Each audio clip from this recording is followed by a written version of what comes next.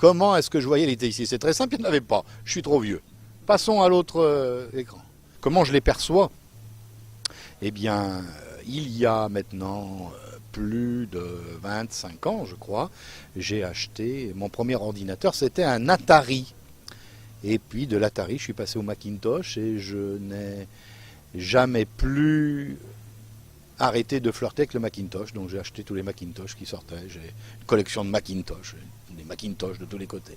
Je n'ai vendu aucun de mes Macintosh. C'est une relation d'amour avec mes Macs. Donc ça c'est la première chose, c'est que j'ai une relation fusionnelle avec les machines. Alors ensuite, quelle place elles ont pris dans ma vie personnelle? Énorme, colossale. Les machines sont des maîtresses extrêmement exigeantes avec lesquelles il faut établir des relations tout à fait particulières. Et donc j'ai établi des relations complètement particulières et intégrées avec toutes ces machines, puisque je les fais communiquer toutes entre elles. Et je pense que c'est ça qui est important. Je crois qu'il y a une question tout à l'heure sur comment on les perçoit, c'est exactement ça. Et quelles relations elles ont dans la vie personnelle? J'ai dit, professionnelle, professionnelle, je me sers quotidiennement de toutes ces machines. Et j'essaie surtout d'anticiper les évolutions si je le peux. Et puis surtout de me les approprier. J'ai bien aimé hier le terme approprié, je crois que c'est effectivement, c'est Pisani qui disait ça, c'est absolument fondamental. Ici, avec la maison, depuis des années, on parle d'appropriation. Et en ce qui me concerne, je pense que dès que l'informatique est sortie, je me suis dit que là était la vraie révolution de demain.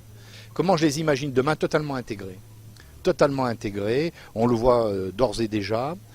Et alors ce que je voulais évoquer, et on ne l'a pas évoqué suffisamment, j'ai été très surpris et très intéressé par le dernier bouquin d'Attali sur le sens des choses, parce que c'est le premier bouquin hyperlivre. Alors qu'est-ce que c'est qu'un bouquin hyperlivre? C'est un truc fabuleux où vous avez un bouquin avec du papier, et puis il y a du flash code. Et avec votre iPhone ensuite, vous flash codez, et en flash codant, on va sur des ressources multimédia. Et je crois que là, on a l'expression même de ce que sera demain avec ces nouvelles technologies.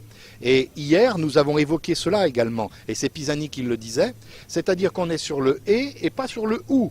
Jusqu'aujourd'hui, notre monde fonctionnait sur l'exclusion, et là on fonctionne sur l'intégration. C'est le retour du « et l'avenir passe par le « et notamment le flash code, j'en suis persuadé.